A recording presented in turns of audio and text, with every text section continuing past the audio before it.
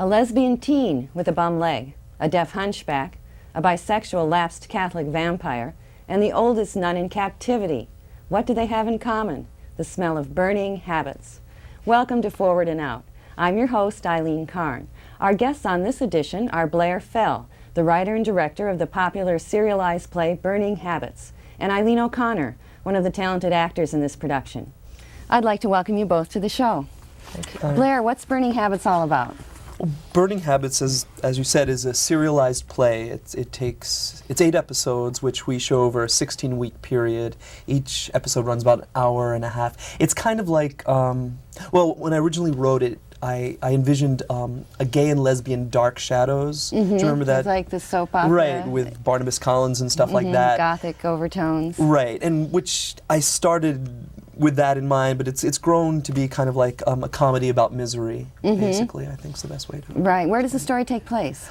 In the East Village in New York. There, and in Westchester, actually. One part of it's Witherwood. Witherwood, which is the opulent country mansion to a character named Vonda Von Vickers, who is the mother of one of Eileen's characters, Vicky. Right. Right. And so it a little bit takes place in Westchester at Witherwood. Most of it takes place in a queer bar called St. Dympna's Queer Bar, which at one time had been the convent of St. Dympna's, which is where the through line in the piece, which is about 3 dead lesbian nuns who were burned to death in a horrible fire in 1932. And then 62 years later, it's now a queer bar called St. Dympna's Queer Bar, run by a man named Crow Gotta Have. And he also has a kid sister named Kid Gotta Have, who's a lesbian teen with a bum leg. She's also one of the main characters. That's where it begins, anyway. Right, so it's all about good and evil. And everything in between. Everything in between, yeah. The format is unusual, running the show in serialized episodes. I understand there's 8 now altogether, you said? Yeah, there's 8 in the first book. How does the audience get up to speed when a fresh audience comes in between? Well, we do a synopsis. Right. Yeah. Which is almost incoherent. An incoherent synopsis and we've been having fun with that in this time around, where we kind of make that a little beginning play where we try to bring the audience members up where they need to be to understand that play. But each play in itself is a play. Sort of a unit within itself, so that just coming into it cold, it wouldn't matter. You just pick up right on the satire and all the black comedy right there. Yes.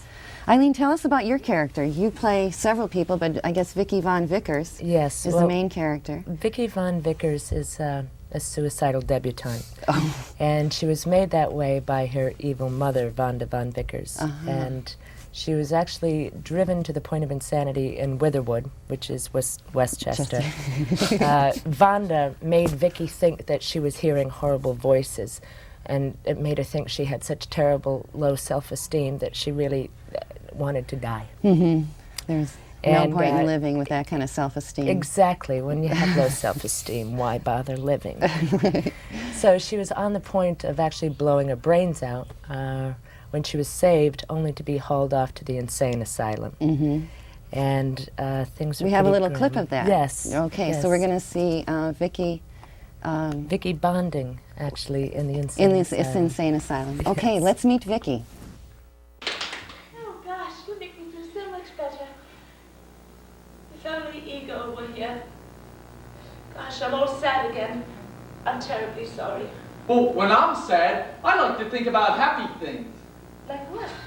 Well, like raindrops on roses and whiskers on kittens. Bright copper kettles and warm woolen mittens, brown paper packages tied up with strings. These are a few of my favorite things. Cream-colored ponies and crisp apple strudels, doorbells and sleigh bells and schnitzels and noodles, wild geese that fly with the moon on their wings. These are a few of my favorite things. Girls in white dresses with blue satin sashes, snowflakes that stay on my hair and eyelashes, silver white windows that left to spring. These are a few of my favorite things. When the dog bites, when the bee stings, when I'm feeling sad, I simply remember my favorite things, and then I don't feel so bad. When the dog bites, when the bee stings, when I'm feeling sad, I simply remember my favorite things, and then I don't feel so bad.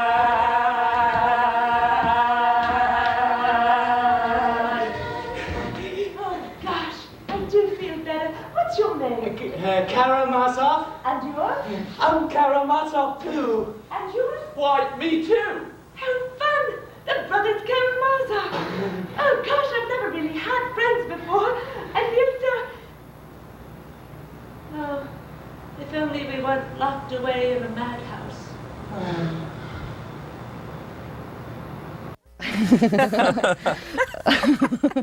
That was great, Vicky. Vicky, Eileen, you play other characters too, right? Yes, I do. I play You don't two always characters. just dance in a straitjacket. No, no. Actually, it's very funny. Blair was saying that, you could be a little more graceful, but try getting in a straitjacket and doing leaps. Try It's leaps. not so easy, is it? Scissors I kick. also play Millie the Screamer, which is a delusional barfly who hangs out at St. Dimna's Queer Bar. Her main source of income is screaming when she discovers dead bodies. And since this rash of murders of gay and lesbians started, she's been kept pretty busy with that. But when she's not screaming or mourning, she's in the bar talking about all her ex-lovers. Because Millie really fancies herself the spurned lovers of sitcom characters. Okay, so TV sitcom characters Yes. are in her mind as her Yeah, lovers. she puts herself into those. Millie, I could just do Yeah, a little give bit us a for you. little Here, feeling, this yeah. is Millie. You have to picture the hat and the hair. But she sits at her table in the bar and she says, there ain't nothing in life like the love of a good man. Nothing like a good man. The only problem is, the only good men are you queers. Oh, I've had my few. You may have heard me mention them from time to time. Yeah, there was the astronaut that kept me in the bottle. That millionaire I got stranded on a desert island with till he dumped me for that shorts-wearing bimbo from the Midwest. Bitch. Oh, let's not forget the friggin' ghost I fell for off the coast of Maine. Nice house, though. Good view of the ocean. But none was like that bungo playing Cuban. No, sirree, Ricky was my dream man. So she sort of that's has great. a whole So you inner have life that goes Jeannie, on. Gilligan's Island, and Ghost and the Mrs. Ghost Muir. is Mrs. Muir. A lot of people don't get All that in one. one. I guess Oh, I was more yeah. obsessed Yes. with television than... Yes, and Right, the hardest yeah. one, actually, Blair wrote a monologue for Millie about where Millie actually becomes Flipper. Oh, And that's talks right. about It takes him a Sandy, while which to get is that. very hard for that one. Really, what sorts of other characters? Blair, you play Igor. Yeah. who's this, It was originally played by a deaf man, and if we do it again, it will be played by. It's a deaf Because- hunchback character. So two deaf characters. The one is played by a deaf woman named Michelle Banks. Right now, Cha-Cha Levitsky, who's the sister-in-law to Igor Levitsky, who is the character I play right now, who is one of the only positive heterosexual relationships in the show, and he's in love with Vicky. Igor loves Vicky. Right. I mean, Vicky loves Igor. Loves Igor, but not for long. Yeah, that's what I play right now. But that was originally played by a guy named Matthew Hutton, who's deaf. So you use the sign language. Yeah, so it's actually a bilingual play. It's not half. It's partially in sign language, and we do voice interpreters for those parts that are in sign language. Yeah, that's so. great. How about Kid Gotta Have? Oh, Kid Now, Gotta she's Have. the main character. She's our lesbian teen. She's the lesbian teen. with There's the bum leg. Yeah, this whole teen thing. Kid God Have is a friend of Vicky's.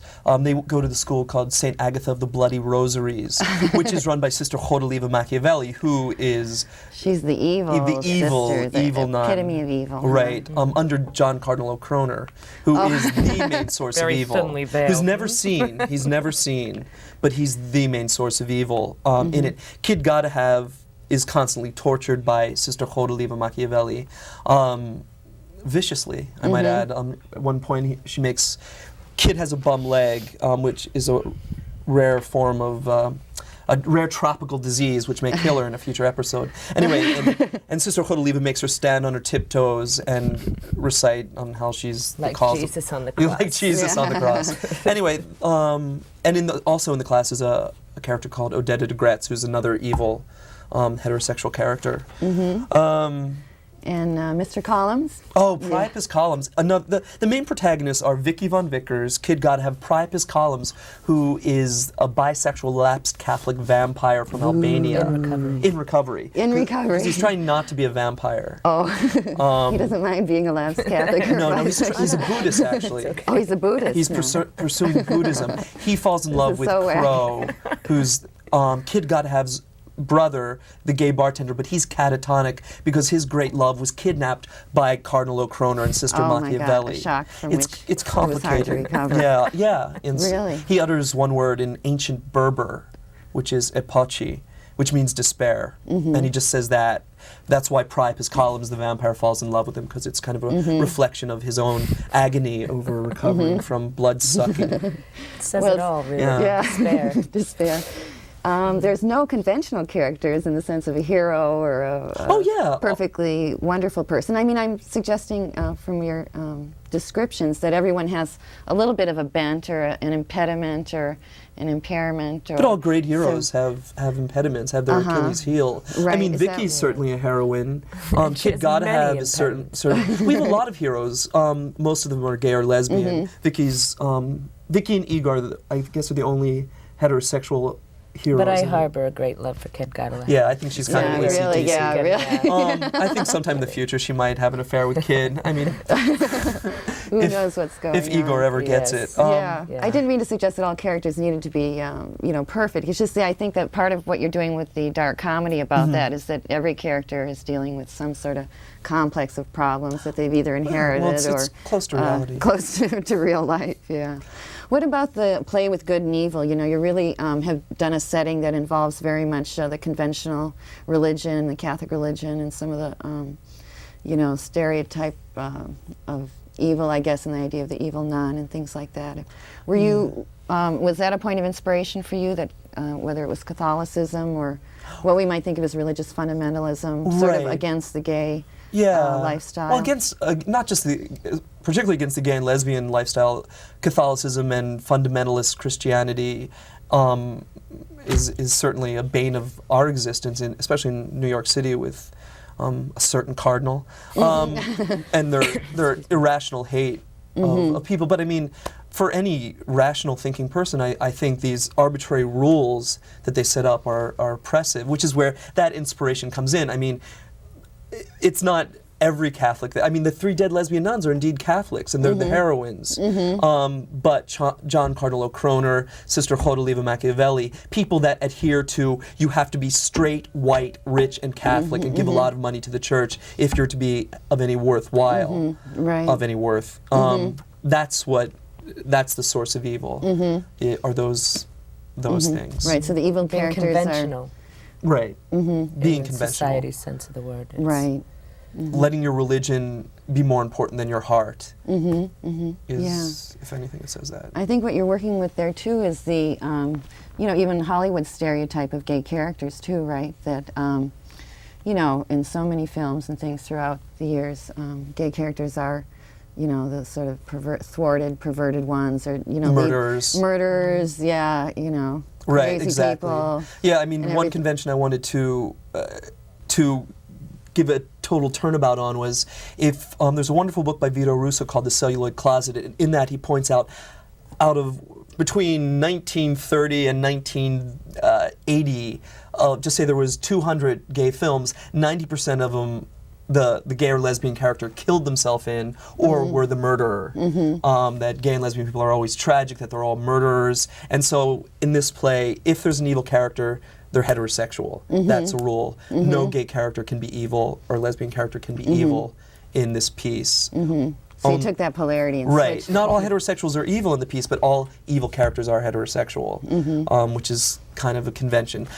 What's weird is half our audience is heterosexual, despite the fact that we mock them Right, constantly. yeah. So everybody has fun with it. Do you think that there's been a change in gay characters in the media that way? I mean, slight. you're doing a satire that's, you know, is outrageous and blasphemous and all that, but... I mean, they're making an effort. I mean, there's a film that came out in December, Jonathan Demme's film Philadelphia, which I haven't seen yet. But I mean, that's Hollywood saying, if this film doesn't work, then they'll never make another gay and lesbian film, which is crap. Because, I mean, My Beautiful Laundrette was a gay film, which was hugely successful, but they never point to that. I don't think there's been a huge change, because I think homophobia is pretty deeply ingrained in Hollywood, and these are just kind of tokens they're throwing to us, and things, comedy shows like even Kids in the Hall, which has a gay actor in it, sometimes can be homophobic. In Living Color, certainly homophobic. Saturday Night Live is certainly homophobic. And these are light and liberal friends culture. of mine. Yeah, this is what's happening right now. Yeah, I guess a part of Burning Habits, too, is about suffering. And it's all about suffering. Yeah, what about that? That was... well, that's actually a real part of it. I mean, even though, I mean, that's where most of the humor, I think, comes out, is in the misery of it. It's just, there's so much suffering in this world. I find it really funny. It's almost there's so much that it's one of those either a laugh or you cry kind of thing. Yeah, or but it's also how you deal with the misery, how you deal with the suffering. You mean how the characters do? How the characters deal with it. Yeah. Well, Vicky, for example. Vicky, everything bad happens to Vicky. She's driven insane. Her head is shaved for a lobotomy. She is about to have a lobotomy when she's saved by Igor the Deaf Hunchback. Explosion, she goes blind. Oh my God. I love it. She has so many problems. Don't forget to kill the cat, too. Oh, she had a pet cat that her mother killed and fed it to her. I mean, just unbelievable. And where the humor comes out with Vicky is she doesn't get bitter. She just keeps looking for the bright side of things and just keeps going and keeps finding it. And there is strength in that. There is strength in that. And even though it's a funny character. She's a neat character because she also changes, where she totally is oblivious to her mother's evil that she can't believe anyone could actually be that evil. But she eventually does grow. That's this one thing I love about Vicky's character is that she does change. She does become stronger. I think that's how you can tell a hero in this is they do change. They do become stronger throughout the 8 episodes. They all start with these hopes and dreams, which are totally dashed. I think everyone's dream is dashed, but they also do gain strength at the end. Right, so it's sort of triumph over it all in a way, or in a way, yeah. Triumph through transformation. There's no happy endings really, but there is kind of, especially in Vicky, I think. Yeah, there's hope anyway. Yeah, yeah. It's been exciting to see the reviews and the response to Burning Habits. I know that Comedy Central has taken a look, and what's going on with the BBC? There's a possibility There's just there. a possibility right now. A producer has expressed interest in possibly making a series for television in London, but it's in really preliminary stages on that. But just the fact that people in LA, Chicago, a place in Chicago wanted to do that, but that we put that aside. One, we want to build it up here first in New York before we move it out to the burbs. Sorry, Chicago. We're in that now. Michael Musto of Village Voice really liked it. Yeah, which will help the New York crowd to click onto it even a little more. And the gay show out in the 90s, the gay cable TV show, I think it called it a tour de force in blasphemy. Yes, Rebecca Coleman, who's actually seen every single episode. She's been a steady fan. Yeah. Oh, that's great. What's the future of Burning Habits? You gonna keep going to a few more episodes or another round? Well, there's a book too that will be happening sometime. The first 8 episodes, the first play, which lasts 16 weeks, we want to move it to a bigger theater because our audience they're just too big for the space we're in. But we probably will be staying there a little bit longer. Crowbar, which is a wonderful space. It's a great bar, and it works really well with the piece. But we'd like to move into a little bit bigger of a space. And then, of course, do the film version. Of course. Right, yeah, that's... Eileen would be starring in. And we are talking with a few other people, Alec Baldwin, if he can just get over his attitude problem. Really? And things like that. I don't know. Scorsese wants to direct, but I'm like, Oh, really? no, it's going to be a queer director, or we're not doing it. Really? So we want Jodie Foster to play Clarice Sparrow, of course, Right. if she will come out. Great, though. Well, it was It written really for would her. be good. I don't know if you know that. The lesbian FBI character was written kind of as a play on Clarice Starling. Right. And it's called Clarice Sparrow, because we always have this dream of Jodie Foster finally coming out and doing my play. Love you, Jodie. Yeah. What's it been like for you, Eileen, to work with this wacky Cassidy character? It has been a lot of fun. Just a blast. Switching a lot and Yeah. you know, different material from each segment runs several weeks and then it shifts to the next segment. Is 2 that- 2 weeks. 2 weeks for each segment. Yes, And you then get a new it's- script every 2 weeks, so there's new lines to learn. And the rehearsal, we basically rehearse in one day. So that one day is difficult. but, Really? yeah. So just one day rehearsal and then you're on to that. And then we're on brand new stage bit of the next material. day. Yeah. Yeah. It's a right. grueling day. It's 9 to It's- 5:30. And then Yeah. you do it that night? That same The next night? night. No, next Oh, day. then the next night. Yeah. So we'd get a brief line through before the well, it was fun, the I think, actual for the actors the performance. first time around, to tell me if I'm wrong, was that they didn't know what was going to happen next. It would just... No. Blair was actually writing it each week. He didn't come to us and say, I have these 8 episodes written, I'd like you to do this. He came to us and said, well, I'm going to try writing this soap, see what you think. Here's the first one. So we wrote it, or he wrote it, we acted it, and it went well. So he went home and wrote the next one, and then the next one. So as we were playing, we never knew where the characters were going. And neither did I. So it was exciting, actually, Yeah. to get the script and find out what happens to your own character. the plot would actually You know, it's twist nice. on depending on who didn't want more happened, lines and things Who like had that. a cold. Right. It was really a fun way. It was Yeah. way too much work, but it was a fun way to do it, depending on these things given to you, the given circumstances. Like, what did I find in the trash that day? We have the one whole element that there's a lesbian woman, inchoate lesbian woman, who falls in love with a mannequin, an armless, eyeless mannequin, which is a mannequin I found in the trash. So she reflects that in the storyline. She finds, still afraid to express her lesbianism, she takes this intermediary period and some inanimate object. right, an inanimate object, exactly. Becomes For a while, her anyway, it's love inanimate. object. Right. Oh, it sounds wonderful and wacky. It's playing now in the Crowbar and then maybe at Right. some future venues. Right, Crowbar at 8:30 Monday nights and possibly Tuesday nights again, which is what we're running now. They can. Well, we have a Burning Habits hotline if. Okay, we run the bulletin board. We'll run that number Great. for our viewers so that they can check right into it. I want to thank you very much for coming today. Thank you. It's just been a wonderful thing to see you, and Eileen for being Millie and Vicky for us. It was Thank great. you. I wish you the best of luck. Thank you. God. Everything in the future for you. Okay, I want to encourage you all to support the wealth of talented artists, which are and always have been a large part of the gay and lesbian community. Get out and see Burning Habits. It's truly a comedy that is utterly irreverent and wholly satisfying. Thanks for watching Forward and Out. We'd like to hear from you, so please write us at Forward and Out, care of The Loft, P.O. Box 1513, White Plains, New York 10602, or call the Loft helpline at 914-948-4922. You can also ask a helpline volunteer about becoming a member of the Loft. Please support your Gay and Lesbian Services Center. It supports you. Stay tuned for the Loft Community Bulletin Board directly following the closing credits for the show. Thanks. Until next time, be proud.